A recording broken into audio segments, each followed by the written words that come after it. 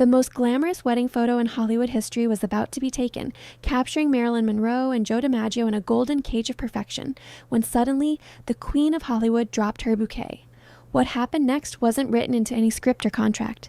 It was a simple 3-word whisper for a forgotten elderly woman that shattered the composure of every millionaire in the room. January the 14th, 1954, the San Francisco City Hall, a place of marble, grandeur, and echoing history that was, for a few hours, transformed into the most beautiful, most expensive, and most intensely guarded golden cage in the world.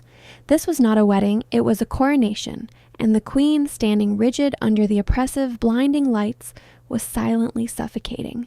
Marilyn Monroe and Joe DiMaggio, the platinum blonde goddess and the Yankee Clipper. Never before had two such iconic figures merged their lives under the lens of the world, and every detail of this moment was being surgically manufactured for history. The air in the ornate room was thick with the ozone smell of hot camera lights, the scent of expensive silk, and the nervous energy of 24 high-strung publicists and photographers. It was meant to look effortless, a portrait of joy, but the only genuine thing in the room was the exhaustion settling deep behind Marilyn's eyes. She stood near a massive column, her new husband Joe, positioned beside her like a silent, powerful monument. He was her rock that day, protective and stoic, yet even his massive presence couldn't entirely shield her from the expectations pressing in from all sides. The photographers circled them like vultures, shouting commands that broke the intimate spell. "Chin up, Marilyn! More joy! Look at Joe like it's forever!" She plastered on the perfect famous smile, the one that had launched 1,000 ships and masked a lifetime of heartache. It was a performance, and the cost was draining. Her dress, a dark suit with a fragile white ermine collar, was impeccable, but it felt heavy, a costume for a role she sometimes wished she could shed. Joe's hands were rough, comforting, and real on her waist, a tether to reality, yet she felt herself slipping away into the two-dimensional glossy image they were trying to create. The studio chief had insisted on the grandeur, the perfection, demanding every angle to communicate wealth, passion, and, most importantly, marketability. This was a merger of brands, not just hearts, and Marilyn felt the invisible strings of the enterprise pulling at her soul. She remembered the actual ceremony earlier that day, quick, almost secret, and strangely peaceful. This, however, was a spectacle of commerce. Every minute of this stage photo shoot was worth thousands of dollars. Every flashbulb a reminder of the millions of eyes watching, judging, demanding the fantasy to continue. The producer, a man named Henderson, hovered nearby, adjusting the lighting with the meticulous care of a museum curator, prioritizing the shimmer of her carefully chosen accessories over any flicker of human feeling. "Marilyn, darling, just one more of you looking out the window, pensive, the Queen of Hollywood contemplating her future." Henderson cooed. She moved stiffly toward the glass. The exterior of the city hall was a blur of police barriers and curious faces, but as the light caught the glass, something flickered in the periphery, beyond the powerful glare of the lights inside. It was just a shadow, a fleeting shape in the back alley below, a patch of worn gray against the clean lines of the security perimeter. It was insignificant, but in the overwhelming sterility of the room, it felt like a tiny, unplanned tear in the perfect fabric of her life. She was supposed to be focusing on the golden future, but suddenly, the reflection in the glass showed a different kind of reality. The photographer raised his massive Graflex camera, ready to capture the definitive shot of the new Mrs. DiMaggio. But Marilyn's eyes, fixed on the glass, were no longer focused on the reflection of her fame. They were staring out, drawn by something only she could see, a faint, forgotten whisper from a life she thought she had finally left behind. The photographer shouted, "Perfect! Hold it!" and the silence tightened like a wire about to snap. The camera operator's finger was hovering over the shutter button, ready to capture the precise instant the world would define as Marilyn's perfect happiness. But the Queen of Hollywood suddenly shifted. Her gaze locked on something outside the window.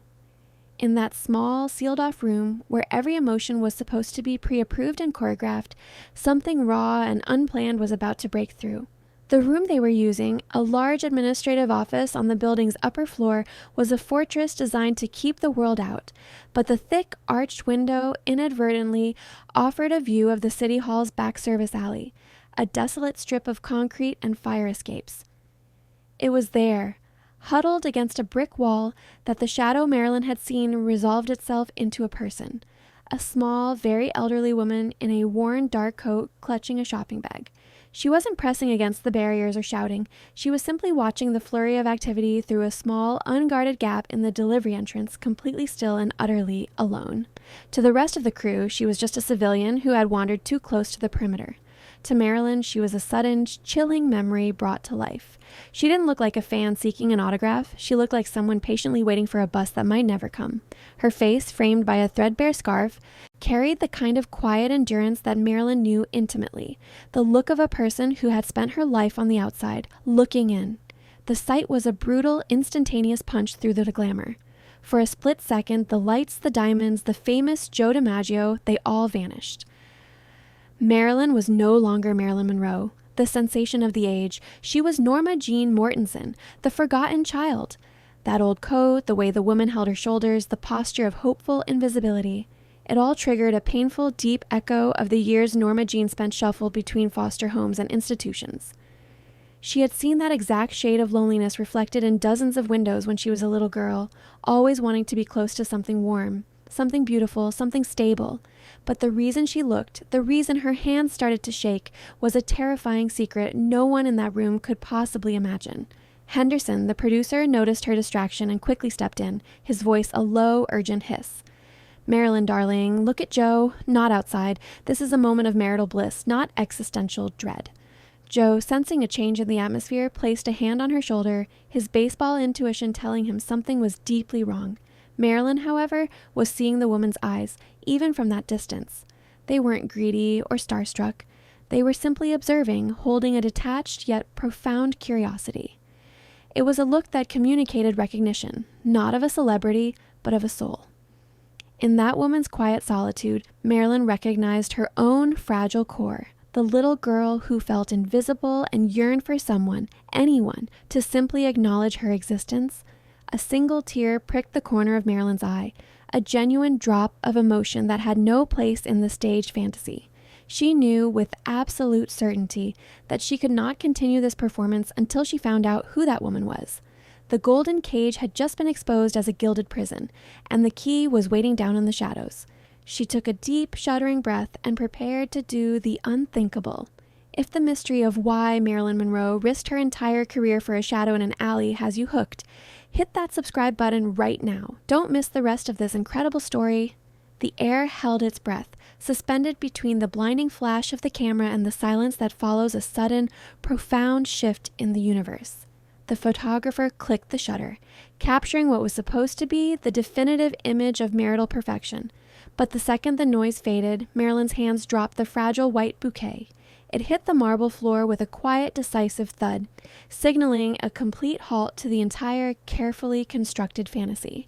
Every professional in the room froze. In Marilyn Monroe's orbit, nothing was accidental. Every movement was orchestrated, every pose rehearsed. A dropped prop was a rejection of the control they sought to impose. The photographer, a nervous man named Arthur who had spent weeks preparing this moment, stared first at the scattered flowers, then at Marilyn's face, which had gone utterly still. "Marilyn, what are you doing?" he demanded, his voice thin with panic. "We were ready. That was the shot. The light is perfect right now." She turned away from the camera and looked directly at Henderson, the producer. Her famous breathy voice was gone, replaced by a low, steady tone that commanded absolute attention. "I'm finished with this pose," she stated, not a request, but a simple declaration of fact. "We stop now." Henderson quickly moved to her side, his polished composure beginning to crack. "Marilyn, darling, you know the schedule. We have 10 minutes for this setup. Look, we'll just pick up the roses. You smile for 3 more frames and we are done." He bent to retrieve the bouquet, but she put a hand on his arm, and the slight pressure was enough to stop him dead. "I am serious, Henderson. I need a moment, and I need something done." Her gaze swept across the room, fixing on the large window and the alley beyond. "There is an elderly woman down there. She's standing by the corner. I want her brought up here, now." The request was so nonsensical, so completely outside the realm of Hollywood protocol that a hush fell over the crew. She was asking for something utterly impossible, something that would violate every security rule and protocol. She was asking to see the ghost of her own childhood. Bring her up? A random, unverified person off the street? "Marilyn, we can't," Henderson stammered, recovering slightly. "The security clearance. We have a detail from the precinct. We can have her moved away, of course. She's probably just a looky-loo." She's not to be moved away, Marilyn said, taking a step toward the window. The expensive silk of her suit rustled. I said, bring her here. I will not take another photo. I will not change my dress, and I will not move from this spot until that woman is standing in this room. Please send one of the security men right now. Her voice was quiet, but it was edged with the immovable force of conviction. Joe finally broke his silence. He put his hand gently on her shoulder, a gesture of support, not control. He looked at Henderson, his expression heavy and uncompromising. You heard the lady, Joe said, his voice a low rumble. Go get the lady. It was a definitive power move that ended the argument instantly. Henderson swallowed hard, defeated. He signaled desperately to a junior assistant the entire production, millions of dollars, decades of reputation, and the perfect dream of the DiMaggio Monroe Union was now on hold for a simple, defiant request made on behalf of an anonymous shadow in a service alley. The crew held its collective breath, waiting to see what personal mystery was so important that it could stop the biggest wedding photo shoot in Hollywood history. Joe DiMaggio moved toward his wife, his massive frame radiating quiet concern. He thought she needed air, a quiet word of reassurance, but the request she whispered to him was far stranger and far more profound than any momentary panic. As the frantic assistant rushed out to the service alley, Joe stood beside Marilyn. Honey, what is this? He asked softly, his voice low enough that the remaining crew couldn't hear. Who is that woman? We can sign an autograph later. We can send her roses. Marilyn shook her head slowly. It's not about an autograph, Joe, and it's not a fan. That's Eleanor. The name meant nothing to Joe. Eleanor who? Eleanor. She was a cleaner at the Los Angeles Children's Home, one of the places I was placed in as a child. A long time ago, Joe. Before Norma Jean was anybody. Before the hair, before the pictures, before the name. Marilyn finally turned from the window to face him. She saw me when no one else did. She saw Norma Jean. Joe felt a cold, deep chill settle over him as the full weight of the interruption became clear. Eleanor, he realized, was not a person in Marilyn's present, but a fragile, living link to her painful, unglamorous past. She was a witness to the time when Marilyn was utterly invisible.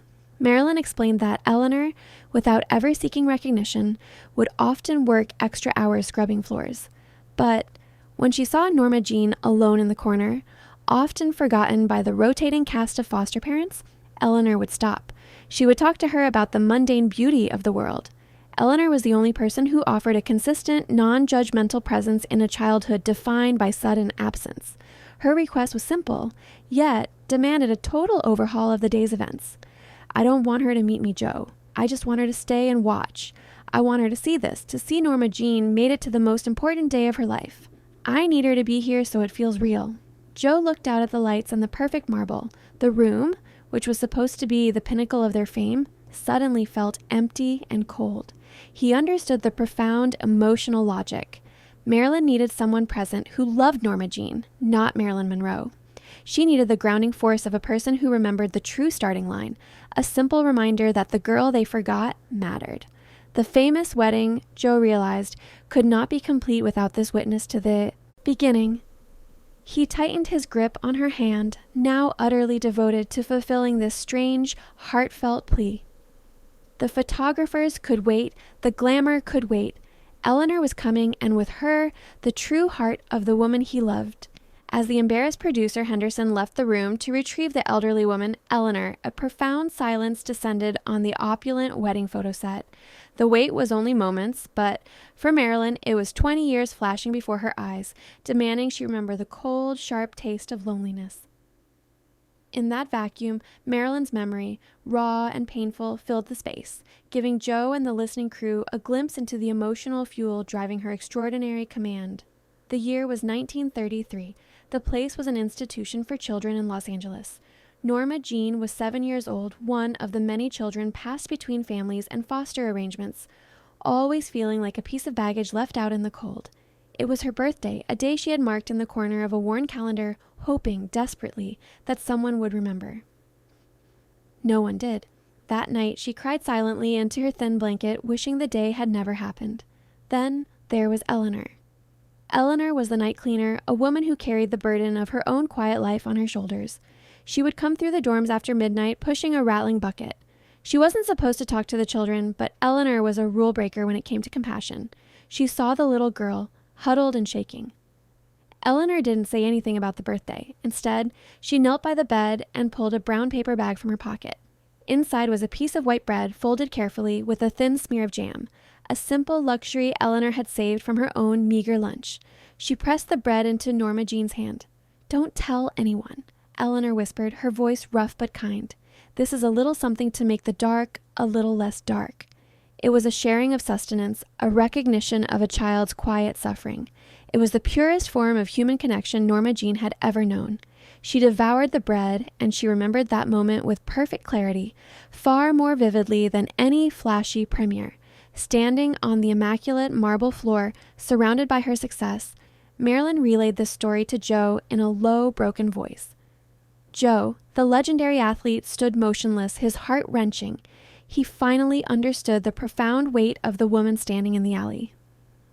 Eleanor hadn't just fed a starving child, she had affirmed a life. She had looked at the forgotten Norma Jean and said simply and non-verbally, "You matter."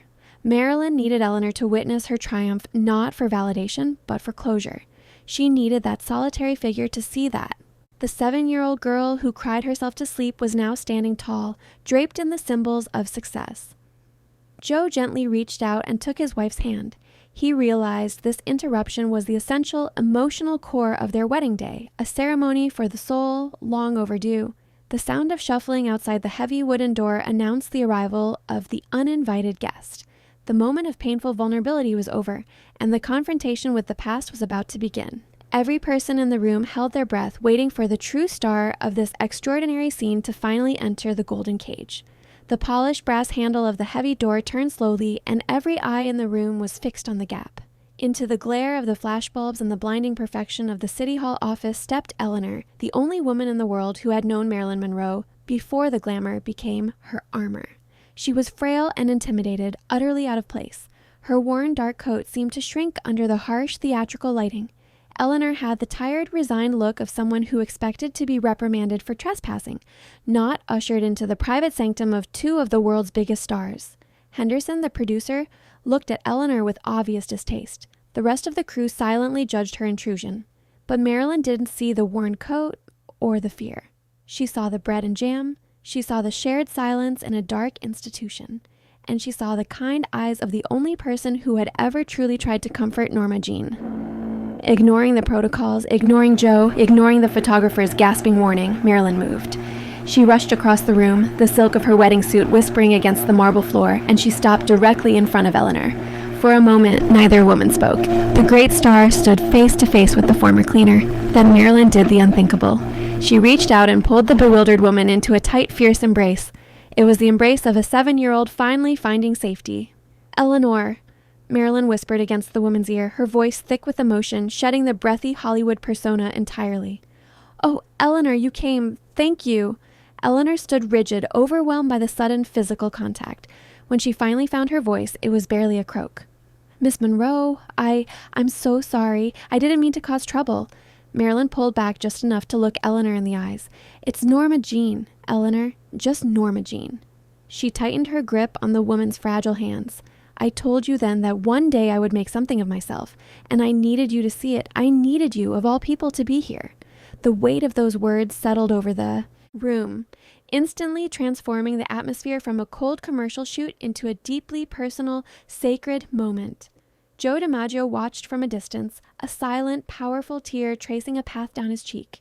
He realized his new wife had just staged the most important, necessary confrontation of her life. Marilyn led Eleanor by the hand to the side of the room, away from the direct lights, giving her a gentle, knowing smile. The great performance was momentarily suspended. The woman who made a lonely little girl feel seen had arrived, and the true emotion of the day could finally begin to flow. If you found the emotional depth of this reunion compelling, please drop a comment below about a small act of unexpected kindness that changed your own life. Sharing these moments reminds us all that the biggest memories often come from the smallest gestures. With Eleanor now standing quietly, her face still bewildered, but her eyes fixed on Marilyn, the elaborate photo set waited in silence. But Marilyn wasn't finished. The most important gesture of the day was yet to come, a final physical act of transference that would forever link the past and the present. Marilyn took Eleanor's hand and gently led her further onto the stage. The elderly woman's worn shoes hesitated on the polished marble. Marilyn ignored the producer's frantic, silent protestations and the twitching fingers of the crew, realizing this was no longer a professional shoot, but a moment in the life of a complicated woman. "Eleanor, I asked you to watch this day," Marilyn said, her voice clear and caring. "But I don't want you to just watch. I want you to be part of it, the real part of it." She then turned to Joe, who instinctively knew what to do. Joe reached into the breast pocket of his tailored suit and pulled out a small, velvet-covered box. Inside lay a tiny, delicate diamond pendant, his private wedding gift to her. He presented it to Marilyn, who took it without looking at the sparkle. Instead, Marilyn turned the box, and with infinite care, placed the velvet box with the diamond nestled inside directly into Eleanor's trembling hand. The cold, heavy velvet was a shocking contrast to the paper bag that had once held a piece of bread and jam decades earlier, and Eleanor's fragile, work-worn fingers closed tentatively around the priceless weight. She was the humble custodian of a treasure that surpassed her wildest dreams. "I want you to hold this for me, Eleanor," Marilyn insisted. "This is the most precious thing Joe has given me today, and I want you to hold it while they take the final picture. I want this memory to pass through you." Eleanor stood paralyzed, gazing at the priceless, glittering object in her hand. The act wasn't about money, it was about dignity. It was the wealthy, famous woman transferring the weight of her success into the keeping of the one person who remembered her when she had nothing. It was a powerful, symbolic moment of saying, "My success belongs as much to the people who cared for the invisible girl as it does to me." Joe DiMaggio watched the exchange, and it changed him fundamentally. He saw not a glamour icon, but a woman desperate to reconcile her fractured history. He finally understood that Eleanor represented the profound, simple kindness that Marilyn spent her entire life chasing. Joe stepped closer to his wife, now just a husband, but a witness to her redemption. The photographer, reading the shift in the room, slowly raised his camera again, no longer focused on technique, but on pure, raw emotion. He knew the shot was coming. Marilyn's eyes were glistening, fixed on Eleanor, whose face was a mixture of absolute shock and profound, gentle pride. This was the moment of truth, the point where the cost of fame finally paid a debt to the pain of the past, and everyone in the room sensed the final, heartbreaking, emotional peak was about to break wide open. The moment was suspended, framed by the bright lights and the deep, abiding emotion of a long-ago kindness finally being repaid. Eleanor stood utterly still, the velvet box containing Joe DiMaggio's priceless diamond pendant heavy and cold in her hand, the quiet witness to a destiny she had unknowingly helped shape. The photographer, Arthur, tentatively lifted his camera one last time. He simply waited for the genuine human feeling, knowing this shot, unscripted and raw, would be the only one that mattered. The whole room, Joe, the photographer, the producer, were leaning in, holding their breath, suddenly understanding that this was the most important moment of Marilyn's life, and their own tears were simply overflowing. Marilyn looked at Eleanor, tears tracing shining paths through her perfectly applied makeup. "You see, Eleanor," she whispered, her voice cracking slightly, "I made it. Norma Jean made it." Eleanor's lips trembled. She glanced down at the velvet box in her hand, then back up at the dazzling woman before her. She simply spoke the 5 words that had been building in her heart for decades. Words that resonated with the memory of a child crying alone in the dark. "Norma Jean, I am so proud." The sound was soft, barely audible over the hum of the lights, but it hit the room with the force of a thunderclap. It was the simple, paternal pride of a person who had seen the struggle and now witnessed the victory. The photographer's finger involuntarily slammed the shutter button, the flash momentarily blinding the room, capturing the exact instant Eleanor's words landed. In that bright, crystalline flash, the tears started to flow, but they weren't just Marilyn's. Henderson, the cynical producer, choked back a sob. The stylist openly wept. They were crying not for Marilyn Monroe, the icon, but for the little girl, Norma Jean. Every single person in that room was weeping, united by the sheer, unscripted honesty of the scene. Joe DiMaggio, the legendary Yankee, felt the immense cathartic emotion wash over him. This simple display of purity overwhelmed him. He wrapped his arms around Marilyn, burying his face in her hair, and his broad shoulders shook. It was a genuine breakdown, a profound realization of the immense distance Marilyn had traveled from that lonely orphanage. He was weeping for the years of pain Eleanor's small act had helped to alleviate. The sound of soft, shared sobbing filled the opulent room. The 5 words had shattered the composure of Hollywood, but they had rebuilt the soul of Norma Jean. She squeezed Eleanor's hand, a powerful, silent thank you. The perfect manufactured wedding photograph had been taken, but the real picture, the true moment of grace, was painted in the tears streaming down the faces of everyone present. The flash faded, the sob subsided, and what remained was a charged, respectful quiet. The aftermath of a moment so profoundly real, it had scrubbed the pretense from every heart in the room. This wasn't the end of the story. It was the quiet, sacred birth of a lifelong promise made not just between a husband and wife, but between the star and the memory of the invisible. Marilyn, still trembling, pulled away from Joe and went back to Eleanor. She gently took the velvet box, its diamond glittering briefly. But instead of putting it on, she slipped it discreetly into Eleanor's worn shopping bag, nestling it deep beneath a small faded shawl. Eleanor looked up, her eyes wide with shocked protest. "I can't take that, Norma Jean," she insisted. "It's too much. It's a fortune." Marilyn knelt, meeting her eye level, her voice firm and low. "It's not a payment, Eleanor. It's a thank you. You gave me something priceless years ago. Dignity. This is just a tangible promise. I promise that you will never be invisible again, and you will never need to worry about anything." She spoke not as the star, but as the grateful child making an earnest vow. Joe DiMaggio stepped forward, his face etched with a new, quiet determination. He placed a hand on Marilyn's back and looked at Eleanor. "My wife means it, ma'am. Whatever she promises, I'll ensure it happens." Joe tasked Henderson with making immediate, anonymous arrangements for Eleanor's future. A simple, comfortable apartment, a steady, untraceable income stream, and the assurance of excellent medical care. Marilyn demanded absolute, aggressive anonymity for this gesture. She didn't want the world to praise the star. She wanted the action to honor the forgotten child. Eleanor, finally understanding that resistance was impossible, simply nodded, tears of gratitude finally falling. She hugged Marilyn one last time, a gentle, lingering embrace, and was quietly escorted out. With Eleanor gone, the room returned to the business of the day, but the energy was different. The photographers, subdued and respectful, took the remaining stage photos quickly. When it came time to select the final iconic image for publication, the picture that would introduce the DiMaggio marriage to the world, Marilyn made a conscious choice. She picked a photograph taken just after Eleanor had spoken those 5 heartbreaking words. It was a beautiful traditional shot. Joe, handsome and strong, his arm around his dazzling bride. But if you looked closely at Marilyn's eyes, they were still wet with unshed tears, her famous smile carrying an undercurrent of profound, complicated emotion. It was not the shallow perfection Henderson had wanted. It was a portrait of a woman who had just stared down her past and found peace. It was a photo that showed the cost of the journey and the depth of her soul. This quiet, powerful image went out to the world, becoming an instant icon of love and glamour. The public saw a star who had conquered the world. But Marilyn and Joe knew the truth. They saw the tiny piece of bread, the forgotten child, and the priceless diamond slipped into a simple shopping bag. This single act of kindness changed everything, becoming a foundation for a private philanthropy no one would ever know about. If this story touched your heart and reminds you that the greatest successes are the ones we share, please hit that share button and send this moment of grace to someone who needs a beautiful reminder today.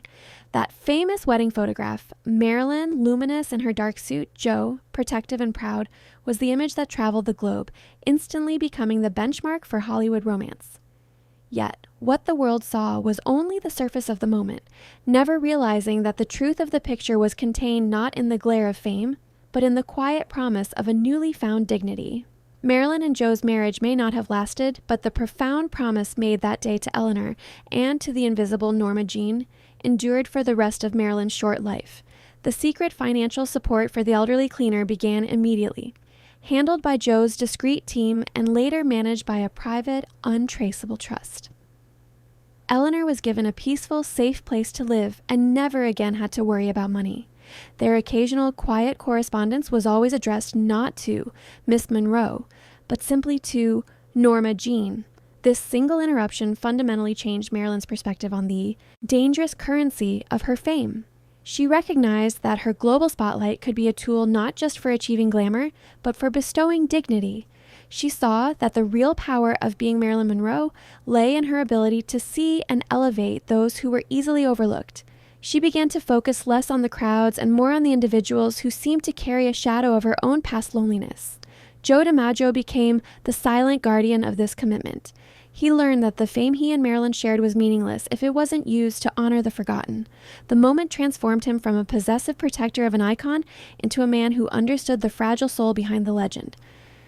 Even after their relationship ended, Joe always ensured the trust fund for Eleanor remained intact and that the story of the old cleaner, the jam, and the diamond remained one of their most sacred, unspoken secrets. The published wedding photo became iconic for its beauty, but those close to Marilyn always knew why her eyes in that specific frame held such an intensity that was raw, grateful, and deeply emotional. It was the moment she realized she was finally free. She wasn't performing for the camera, she was simply breathing in the feeling of being truly seen by a loving witness. We live in a world obsessed with celebrity. But Marilyn Monroe, on her wedding day, in a room full of cameras, learned the ultimate lesson from a woman who had nothing. Success isn't about being the most glamorous figure in the room. It's about recognizing the humanity of the least glamorous figure standing quietly in the shadows. The golden age of Hollywood may have captured her image, but a tiny, forgotten cleaning lady captured her soul, reminding us that true power lies not in dazzling the masses, but in finding the courage to see the one. Marilyn used her dazzling spotlight to reach back into the darkest corner of her memory and pull forth the one person who gave her light. She paid her debt to the past with a silent act of generosity and grace. The simple words, Eleanor whispered, "Norma Jean, I am so proud," were the true wedding vow of the day. She reminded us all that sometimes the greatest love story isn't the one we share with the world, but the one we quietly live out for. The one person who saw us when we were invisible. The golden cage had been opened, and the little girl inside was finally profoundly at peace. That single moment with Eleanor proved that the biggest star in the world was really just Norma Jean, a woman who never forgot where she came from. If this story touched your heart and reminded you that kindness matters more than fame, please hit the like button and subscribe so you don't miss our next untold story about the true human moments behind the legends.